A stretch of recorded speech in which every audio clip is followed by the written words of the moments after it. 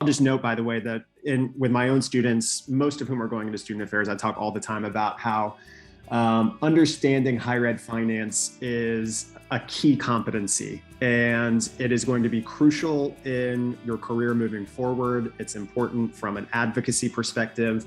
It's important in terms of the sustainability of the field. And the reality is that financial knowledge is only going to be to your benefit moving forward in your career. Hello, and welcome to Student Affairs Now. I'm your host, Keith Edwards. Today, we're talking about the financing of higher education. We'll cover some of the basics, as well as take a look at some of the cutting-edge issues for the future of higher education. We have three experts to help us really unpack all of this, and I can't wait to explore this with each of you. Student Affairs Now is the premier podcast and online learning community for thousands of us who work in, alongside, or adjacent to the field of higher education and student affairs. We release new episodes every week on Wednesdays. Find details about this episode or browse our archives at studentaffairsnow.com. Today's episode is sponsored by EverFi, the trusted partner for 1,500 colleges and universities. EverFi is the standard of care for student safety and well-being, with the results to prove it. Today's episode is also sponsored by Anthology. Learn more about their innovative, data-driven platforms to build and foster your campus student engagement experience. Learn more by visiting anthology.com/engage. As I mentioned, I'm your host, Keith Edwards. My pronouns are he, him, his. I'm a speaker, consultant, and coach, and you can learn more about me at keithedwards.com. I'm broadcasting today from Minneapolis, Minnesota, at the intersections of the ancestral homelands of the Dakota and the Ojibwe peoples. Let's get to our conversation. Let's meet each of you. Tell us a little bit about you and your background, and then we'll get into some of the basics and then some of the cutting edge issues. Nate, let's begin with you. Thanks, Keith. Nate Daun-Barnett. I'm an associate professor of higher education at the University of Buffalo. I'm department chair for educational leadership and policy. My research focuses on college access and student success and thinks about the role that finances play in that. And I run a project locally called the FAFSA Completion Project for the city of Buffalo. And I also note that my career started as a student affairs professional. In fact, it was my student affairs colleagues who pointed me in the right direction and got me on the path I'm on today. So I'm happy to be here. Wonderful. We're glad to have you. Amy, tell us a little bit about you. Hi, and thanks for having me. My name is Amy Lee. My pronouns are she, hers, and I'm an assistant professor in higher education in the Department of Educational Policy Studies at Florida International University. I do research on higher education finance, and that includes studying free college programs, performance funding policies, student loan debt, and state funding for higher education. I spent a year working in private sector finance before I worked in student affairs, primarily in study abroad. Happy to be here. Well, we're so glad to have you. Those are some topics that certainly are getting a lot of media attention. And speaking of getting a lot of media attention, Kevin, tell us a little bit about you and what you're doing. Hey, everybody. My name is Kevin McClure. I use he, him, his pronouns, and I'm an associate professor at the University of North Carolina, Wilmington, and director of communications for the Alliance for Research on Regional Colleges. I study college management, leadership, and finance with a focus on regional public universities. My co-edited book, Unlocking Opportunity Through Broadly Accessible Institutions, will be out at the end of the month. And I do a fair amount of public writing, usually in the Chronicle of Higher Education or as part of a regular column at EdSurge. And like my colleagues started in student affairs, I was a residence hall director and then coordinated a living learning program for 3 years before switching over into academic affairs for a period of time prior to becoming a faculty member. So looking forward to the conversation. Yeah. Well, and thanks for some of that writing that you've been doing. It's been mentioned on the podcast by others and floating around our social media, and people are sharing, and really appreciate the thinking you're doing and the writing and sharing and giving voice to some things some people can't really give voice to, given their roles and things that are going on. Well, let's focus on really broadly the finance of higher education, both how institutions operate, where funding comes from, tuition, state appropriations, giving, endowments, but also how we operate. What are the revenues and expenses? How are things changing? I think many folks in student affairs have an understanding of their budget, but maybe not sort of the bigger picture and where they fit in with that. I think Amy's going to kick us off here with a little bit of Finance of Higher Ed 101, some of the foundations and basics. Go ahead, Amy. For sure. So as Keith mentioned, it's important to know the key sources of where colleges are getting their money and how they choose to spend this money. For public institutions, these revenue sources are primarily composed of tuition, state appropriations, and for community colleges, it also includes local appropriations. And then other sources of revenue include federally funded research and auxiliaries. And auxiliaries are fee-for-service type functions. These would include housing, dining, parking, or conference services. And then once institutions have this funding, how are they spending their money? On the expenditure side, the areas that institutions typically allocate for are in instruction, which is, the teaching mission of higher education.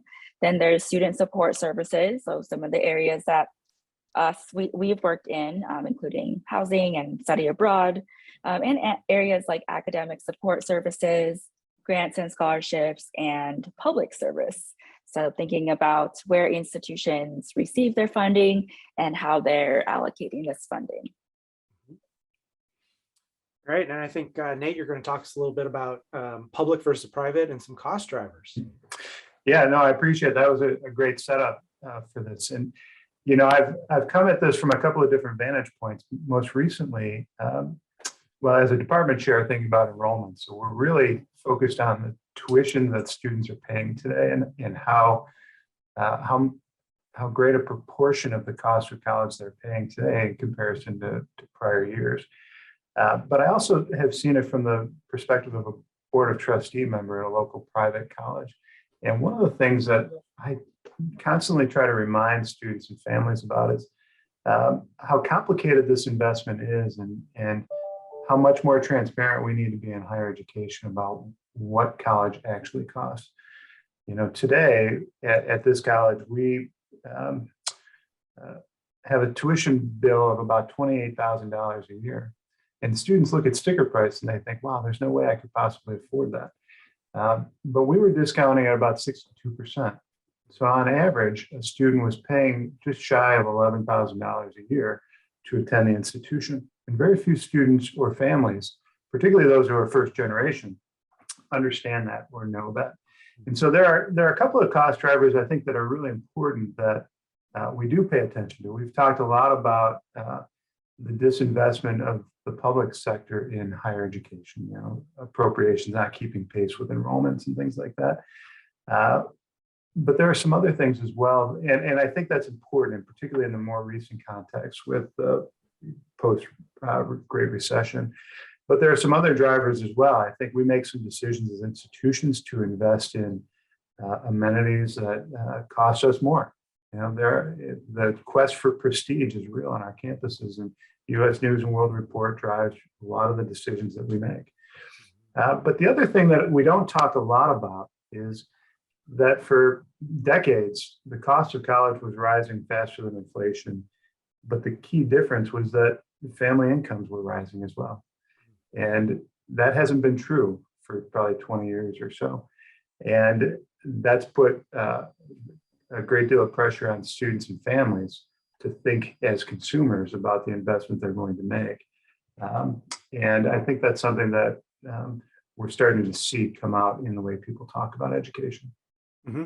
And do you think that just the costs of doing this with more student needs, more legislation, more federal requirements, just the operating cost has gone up as well? Yes. I do. The cost of complexity is something that we might think about here. The financing has become so complicated. Policymakers are worried about the efficient use of taxpayer dollars.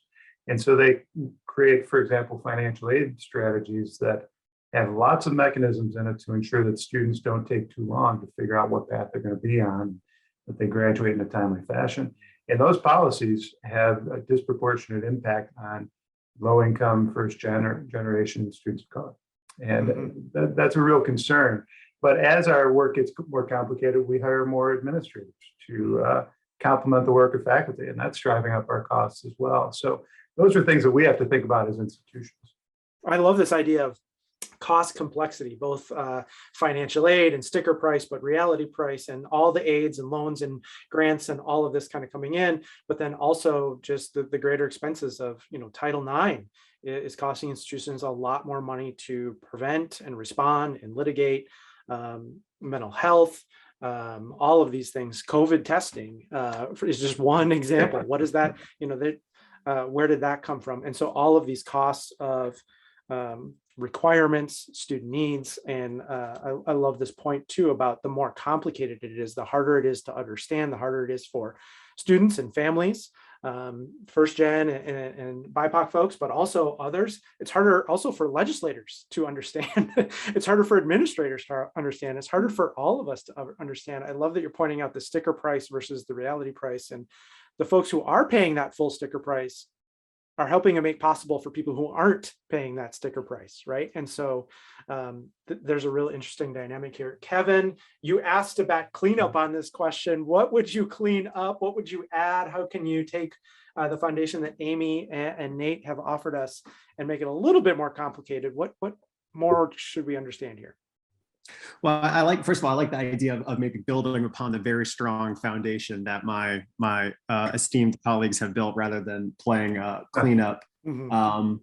What I might do is just zoom out a little bit and share a couple of just broad principles for understanding higher ed finance. And I'll just note, by the way, that with my own students, most of whom are going into student affairs, I talk all the time about how understanding higher ed finance is a key competency, and it is going to be crucial in your career moving forward. It's important from an advocacy perspective.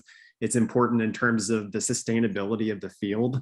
And the reality is that financial knowledge is only going to be to your benefit moving forward in your career. But just a couple of things. For the entire history of American higher education, it has been the case that it is more expensive to provide a high quality higher education than institutions have revenues to support. And so we have always depended on subsidies of in some way, shape, or form, whether that's from donors or philanthropists that are supporting institutions, or in the form of state appropriations.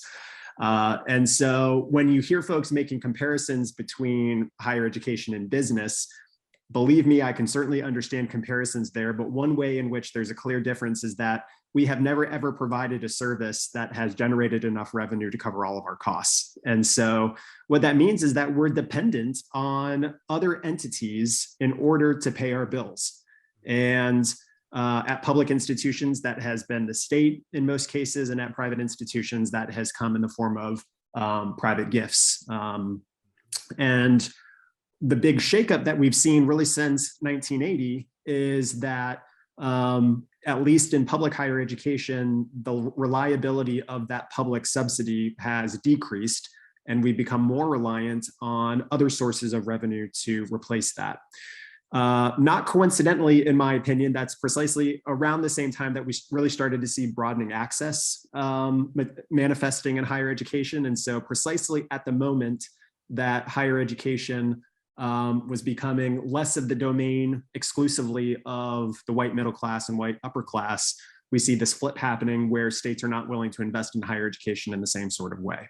So that's one important principle I think that's worth keeping in mind, is that— Well, let me just interject here. We just did an episode with the authors of Broke, who talked about at the UC system, as soon as these institutions got more and more diverse, more Black and brown folks going there, we started funding them less and less, shifting the burden from our collective to then those folks, which leads to, as they point out and illustrate, the racial segregation. So such a great perspective. What else would you add here, Kevin?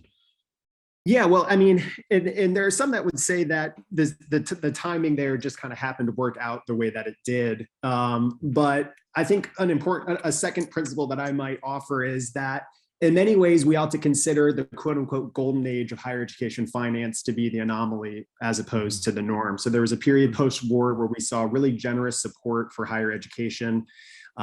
It's propelled this massive expansion of the system, increased accessibility, and kind of unfortunately, set, not unfortunately, I should say, but established an expectation around affordability that was not the norm prior to that period and has not been the norm moving forward. And, I think another important principle of our system is that it has always been set up in such a way that there is extreme competition between institutions for resources. That competition drives spending. Institutions are competing for students, they are competing for faculty, they are competing for scarce resources. And the reason why that matters in particular today is that I think a number of policy decisions have really dialed up that competition. Amy can really speak to this well when it comes to performance funding as just one example of that. But when we dial up that competition, the result of it is greater spending on the part of institutions. That competition, unlike in other kind of economic areas, has not led to a decrease in costs. And part of the reason that we see higher education struggle on the cost side, to kind of come back around to something that Nate mentioned, is we have not yet figured out a way to bring down costs that doesn't simultaneously dilute the quality of the education that's being provided. And so that's, if we can crack that nut, then we might be able to, as they say, bend the cost curve. That makes it possible for us to deliver higher education more cheaply. But as it stands now, many of those efforts to cut costs come at the expense of the services and the education that are provided. And in higher education, of course, so much from a competitive standpoint depends on the extent to which we are providing a high quality service or education to students. So anyway, I wanted to zoom out a little bit. I could respond to like a couple of FAQs that I get from folks all of the time very quickly, that I'm sure some of my colleagues also hear all the time. And then we can move forward with it. But one is, how is it possible that our institutions are financially struggling while endowments are growing? And another kind of way of thinking about this is, why isn't the endowment a better instrument for helping institutions? And, it's a great question. And we're going to see a couple of examples of that, Keith, right? Yeah. With what Ohio State's done. And I'll talk a little bit later about the Purdue. Well, and one of the reasons why I wanted to do this episode is because I was seeing student affairs folks say, why is Michigan State asking for volunteers in the dining hall when they have this massive endowment? So yes, help clear that up for us. Help clear that up for us. Yeah, well, and so where I kind of land on this is, the endowment is designed to be the kind of financial bedrock of the institution into perpetuity and forevermore. And so there are rules around spend down, meaning there are kind of restrictions in terms of how much an institution can spend down. Much of that money is restricted based on a contract between the donor and the institution around how the money gets used. And so what it means is that it's just not a particularly flexible resource. It can't move quickly in a time of crisis. That's not to say that nothing can be done with the endowment to support the institution in times of need. And there are many people who argue, if this is not a rainy day, what's the purpose of a rainy day fund, right? But the reality is that being able to use the endowment in that way requires, in some cases, making changes, renegotiating contracts. And like I said, there are in some cases laws that prevent spending down the endowment faster than what has been kind of determined to be a responsible level for an institution. And so, we all would like to, I think, see endowments be used differently. And I am a proponent of that conversation, but in many instances, they are not able to kind of rescue institutions in the way we might want them to. Right. Well, I hope this is a great start. Good start. I hope what we just did is clarify for so many folks who maybe have a basic understanding a little bit more of the bigger picture. Now that we've provided such clarity, let's make it messy again. So, Amy, what are some of the things that you're seeing that complicate this, that you're seeing as some of these cutting edge issues or on the near horizon? Yeah, so one of the topics that I think is a really important discussion that's happening now is free college programs. And these are also called promise programs. And I think we're in a really interesting time policy-wise with the Biden administration, because there's been buzz and interest around college affordability, although there's been limited legislation at the national level. There's been ongoing discussions about making the first 2 years of community college free for everyone, regardless of merit, regardless of high school achievement, regardless of their financial need. And although this idea has faced hurdles at the federal level, there's other priorities that the administration is working on now, COVID being one of them, of course. Numerous states and localities and counties, or even just single institutions, have started their own free college programs. And these programs aren't necessarily free in that all costs are covered. They typically only cover tuition and sometimes mandatory fees, but that's still a quite large portion of the cost that students are going to have to pay. And what these programs do is that they incentivize students to enroll full-time directly after high school, because we know from the research that full-time enrollment helps with completing a credential in like a specific amount of time. And these programs will typically cover up to the completion of an associate's degree. So the majority of these programs are at the 2-year college level. But one of the critiques is that these free college programs, even though they're deemed as free, they don't cover other costs such as housing and transportation and books. So that's one of the critiques there. However, on the positive side, research that myself and others have conducted on these free college programs show that they do increase college entry. Programs do seem to incentivize students who otherwise would not attend college. And it has actually increased, I wouldn't necessarily call this access, but it does increase that initial enrollment in college. Because these programs are relatively new, there's emerging research that's being done on whether they improve retention and degree completion. And one of the areas that I'm looking at as a next step in my research is on whether specific student support programs, such as mentorship, coaching, advising, first-year experience programs, whether these actually help keep students there and help them graduate. So I would say, free college programs is a hot topic in higher education.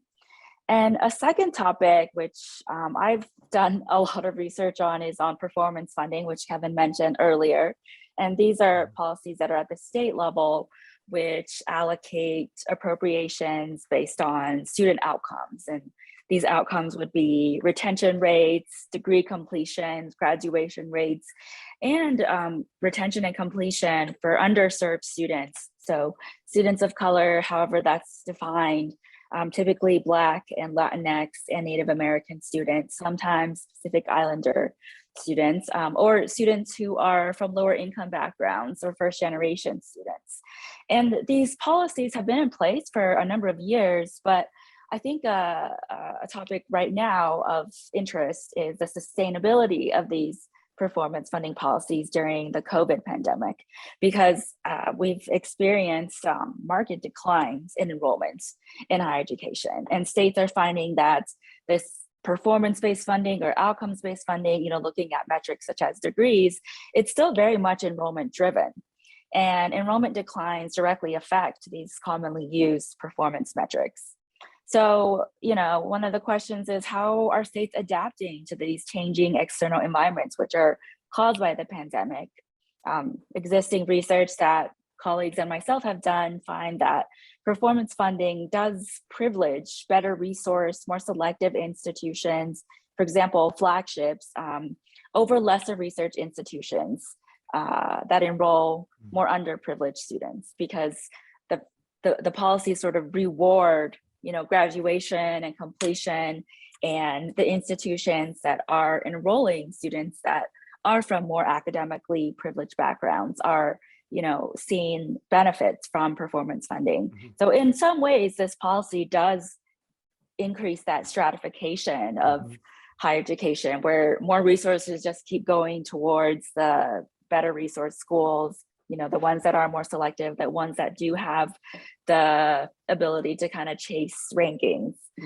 So perhaps the pandemic has exacerbated some of these existing inequities when it comes to finances and resources around. Well, it reminds me of what we've done with K-12, right? We say that the schools with the best performance indicators should get the funding, and schools that don't will starve them until they get their act together when they're enrolling the most needy students who have the greatest need, and it just increases the stratification rather than fixing it, which was the stated intention. It increases the haves and have-nots. Is that what we're seeing?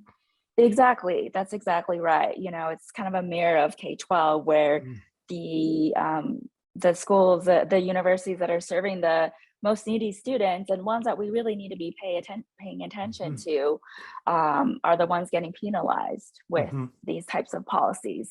Although I will say, to be fair, I think performance funding does draw attention to student success, and making sure that we not only get students in the door and focus on these enrollment numbers, but also that we're doing a good service to these students, that they are ending up graduating with credentials that will ultimately help them in the labor market and moving forwards.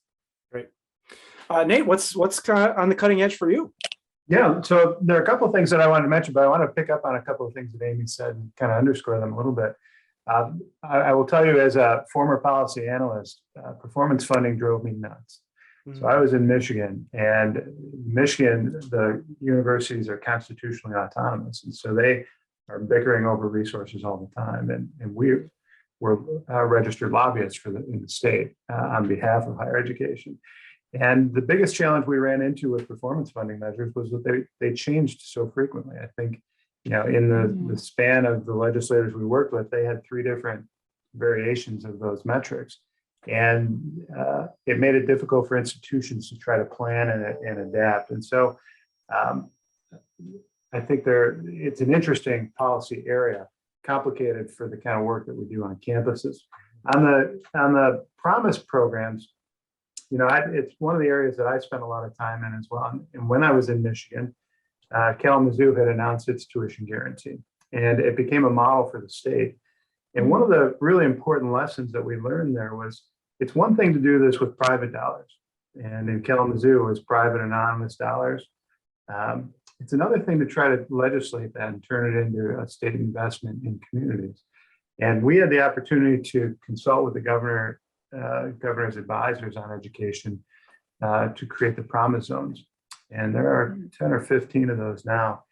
And one of the real drawbacks to that was they set up a funding mechanism that was tied to increased tax dollars coming into the state aid fund. And if you increased your property values, basically, you were, as a community, going to be able to capture some of that to pour into your scholarship program. And basically what we were doing with state dollars was incentivizing some communities over others. And so for every community that needed it, like Lansing or Detroit, there was a Flint or somewhere in Grand Rapids that wasn't covered, right? And so it becomes really, it's one thing to do it with the private support. It's another thing to try to figure out how to do this with public dollars. But the 2 strategies that I wanted to talk about that have been on my radar in terms of helping families finance education. One is maybe not new, but it's new in terms of scale. And that's what Ohio State has recently announced in terms of eliminating debt from students' financial aid packages. Lots of institutions have done this, but none at the scale and size of an institution like Ohio State. And a couple of things that I find useful and important about their strategy is, one, they are thinking about endowment, going back to what Keith had talked about. But that's not the only piece. They're talking about work. So having students work, sort of an institutional work study approach, combined with some financial literacy. As as financial aid becomes increasingly complicated, students and families need to understand the investment they're making. They have to understand the implications of the choices they make while they're in school to take advantage of that financial aid. And I think the combination of those features makes what Ohio State is doing different from some of its predecessors. Michigan, when I was at the University of Michigan, they had announced something like this 15 years ago, but having an income ceiling prevented them from really doing it for every student. The second one that I'm interested in, and again goes back to the endowment pieces, is what Purdue chose to do a while back with the income share agreements. The idea, this is really comes from conservative policymakers, the idea that we would invest in human capital contracts, and that would be a private market. But this is an institution saying we're going to commit endowment dollars to basically cover the cost of students in our institution. And in exchange, they will pay back some portion of that or some portion of their income for a certain period of time, up to and including some amount of money. Mm-hmm. And what that does is it fundamentally shifts the risk of that investment from the student and the family to the institution, where we typically would shift more of it to the state. And I think there's some promise for institutions that have the resources to do that. I think it's a great strategy. Then we have to think differently about the institutions that don't. So those are the two that I'm really watching. Great, thank you. Kevin, what's on the cutting edge for you? Too many things, probably. Trying to pay attention to too many things. Although I will say that the things that both Nate and Amy mentioned are things that I'm paying less attention to. So we've got a good complementary panel here. One of the things that really bothers me is just the absolutely disgusting inequality within American higher education. The rich are getting richer, and that's bad for a number of reasons, including the fact that it's not ensuring that we are resourcing institutions that are serving students that are coming with the greatest need in many instances. We've, of course, got all sorts of attainment goals that have been put out there. And if we're going to move the dial on those attainment goals, we need to be putting more resources into our broad access institutions. And instead, unfortunately, the gaps and resources are just widening. And many of the policy solutions that are being talked about are not doing anything about that. A lot of the big storylines in higher ed finance recently have been, huge one-time donations from incredibly wealthy people, not helping a whole lot from a systemic perspective. There is looking to be a fairly historic investment from the Biden administration into American higher ed, including some great investments in minority serving institutions.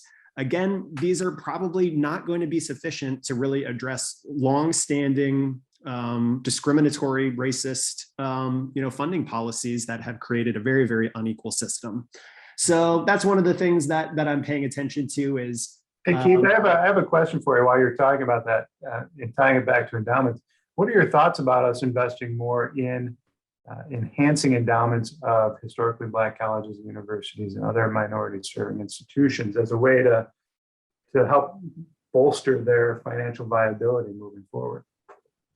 I think it can certainly help, particularly at the institute. The reality when we're talking about endowments is that the vast majority of institutions in American higher education have very small endowments. We sometimes are led to believe, based on the numbers that we see at large institutions, that all of these universities have billion-dollar, and it's just not true. So there are institutions that are struggling financially or are making it by financially, but they don't have any kind of a strong enough safety net in the event of crisis.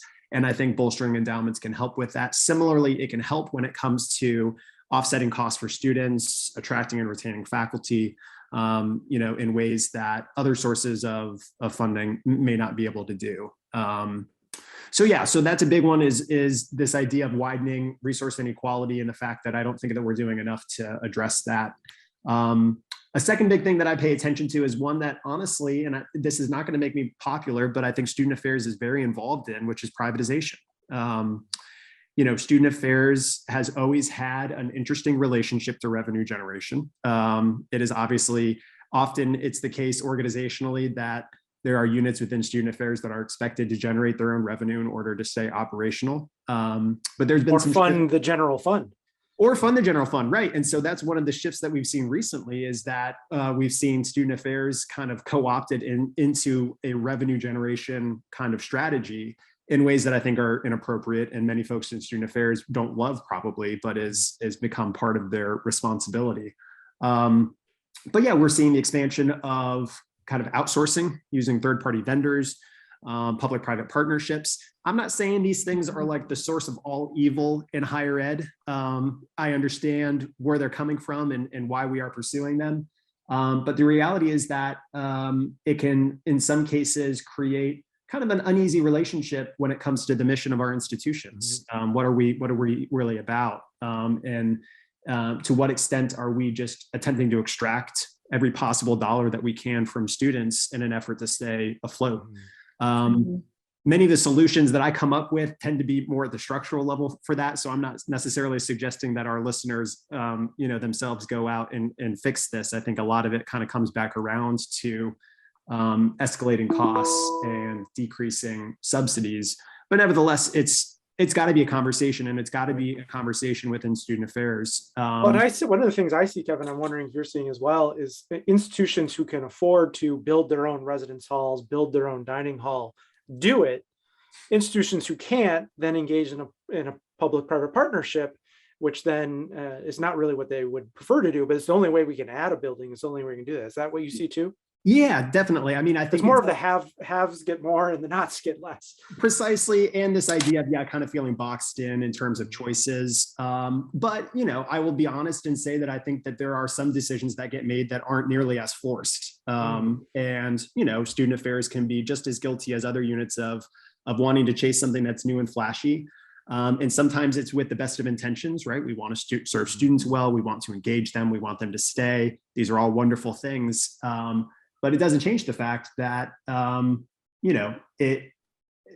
has to get paid for. And in many instances, we know who's paying for it. And that's not ideal. Not all students have the ability to pay for the party, as it were. And so that's something that I keep a close eye on from just a pure institutional management perspective, because I have seen ways in which some of those relationships with partners have gone south. I've seen ways in which it creates real access and success issues for students. And it makes me uneasy sometimes the ways in which some of our colleagues kind of turn a blind eye in terms of really thinking through like who's paying for some of these things. Right. And so those are a couple of items that I think, unfortunately, in the near term, I don't see getting better. I see kind of intensifying and accelerating. Let me see if I can real quick throw two brand new grenades that will open up a whole can of worms and see if you very smart experts can clean them up succinctly so we can move to our closing thoughts. So the first one is, I'll give them both to you and then you can decide who wants to speak of this. As I'm listening to this, I'm thinking about the enrollment decline coming, which is going to lower revenues. At the same time, we have, I would think we're seeing real reductions on auxiliaries. I mean, people just can't live on campus in some cases because of COVID. People can't eat in the dining hall because of spacing. That would seem to have a real impact. So I wonder if you're seeing long-term trends that are going to make the competition, the haves and the have-nots, expand. Then the other one, which you can pick up as well, is what about these massive expenditures and revenue generators? I'm thinking big time college athletics with $10 million a year coaches, which costs a lot of money, but also brings in a lot of money. I'm also thinking about medical centers, which are really expensive to run and operate, but also can bring in a consistent source of revenue. And maybe there's other things that I'm thinking about. Would any of you like to concisely explain some of these things to our audience? And then we'll move. I'll pick up on the enrollment piece, and to me, this is really fascinating and important. What we're going to see is a real shift. There are going to be two things. One, there's going to be a real impetus for us to start looking at non-traditional students again and re-engage with them. And I watch this at the community college level. For a long time, community colleges have been responding in the opposite direction because they've been criticized for failing to be successful in graduating students and moving them into the labor market. And so they, instead of trying to better educate the students they have, they try to attract more of the students that they don't, which are the traditional high school graduates who can transfer on to 4 years.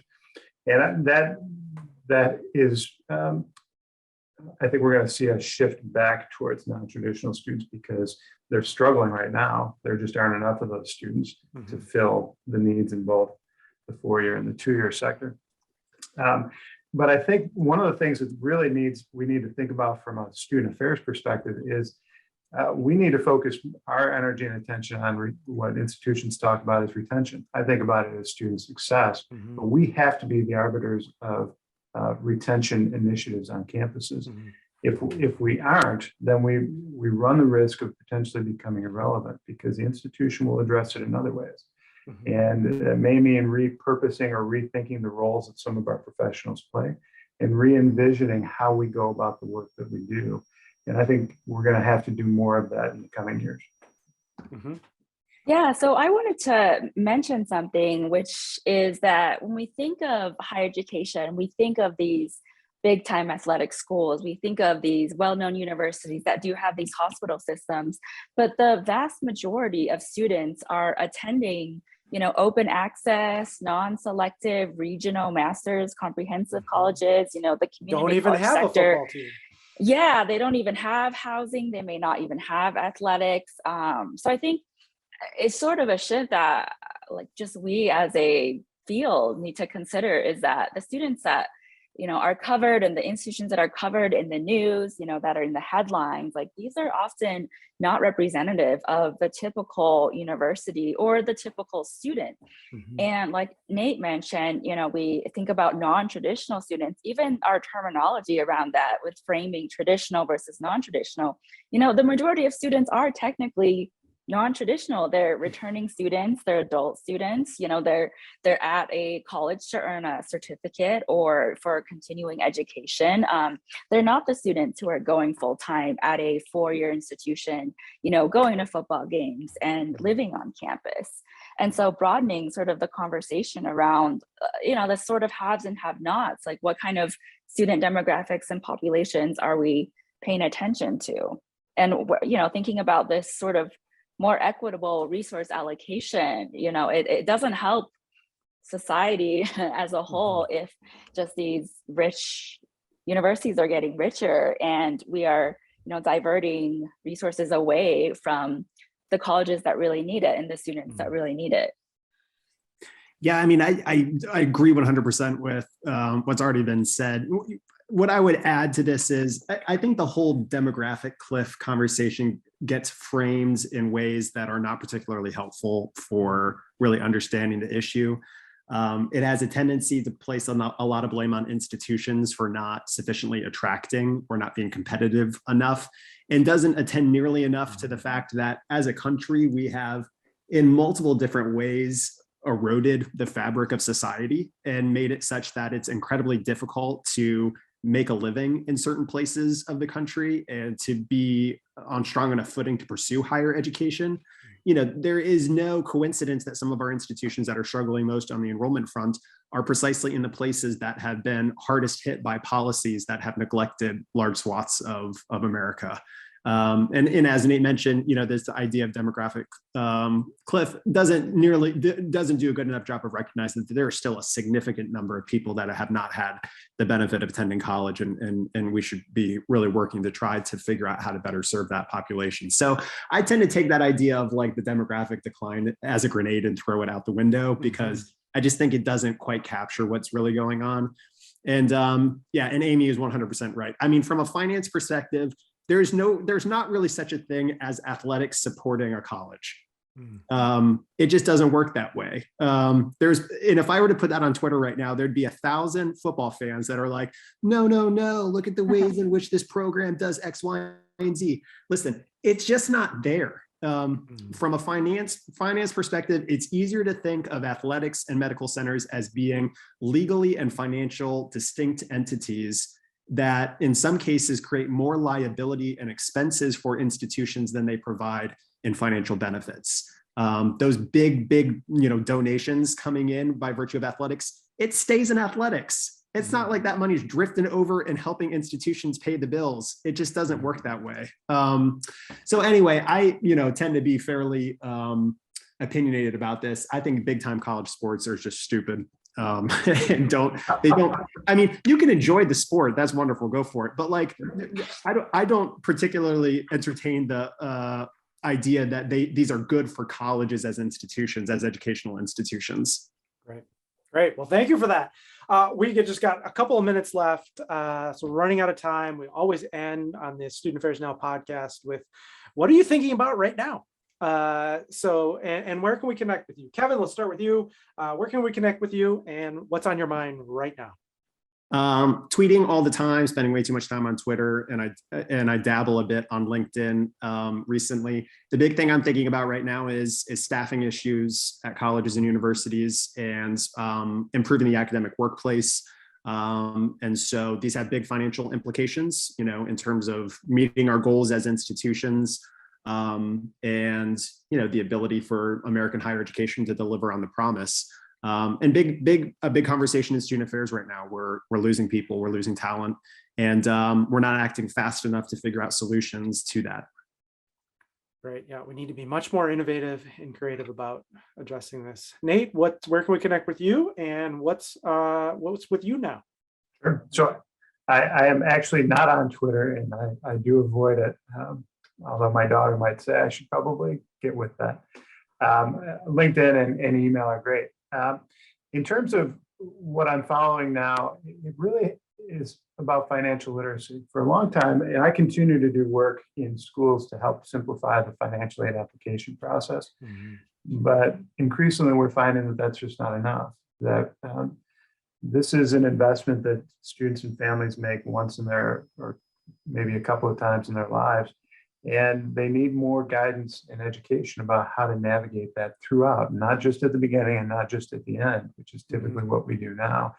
We're starting a financial literacy program here, in part in response to students who are leaving the institution because they can't afford it, in part in response to the food insecurity issues and the recognition that so many of our students don't really have what they need.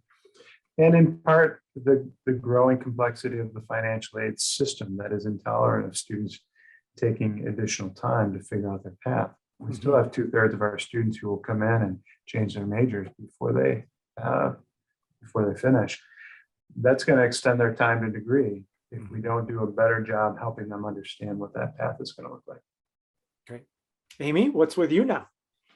I've been thinking a lot about student loan repayment. So right now, and just during the pandemic, the students who do have federal loans, they haven't been required to pay, make continuing payments on them. But that ends, this COVID-19 emergency relief for federal student loans ends on January 31st, 2022. And so borrowers will have to restart their loan payments.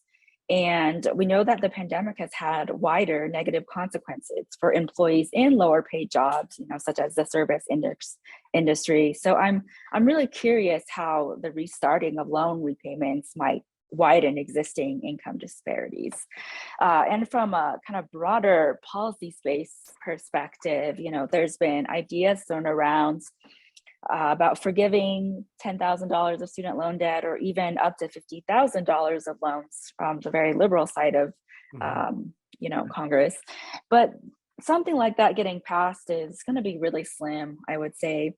So it'll be interesting to see, how loan repayments, once they start up again, who is differentially affected by that, and how that might, again, widen existing gaps that we have.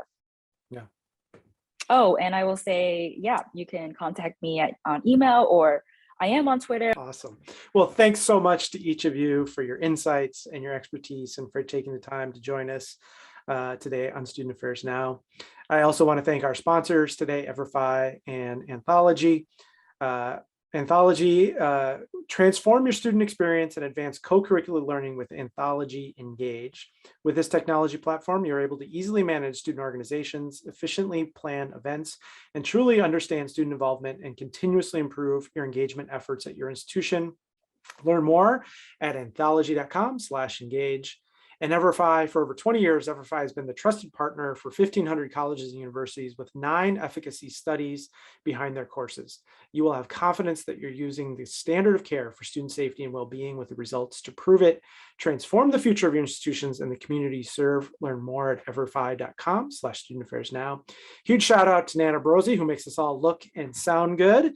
And if you're listening today and not already receiving our weekly newsletter, please visit our website and join there. You can get the newest and latest episode in your inbox each Wednesday morning. Thanks to our guest. I'm your host, Keith Edwards. Thanks to everyone who is watching and listening. Make it a great week, all.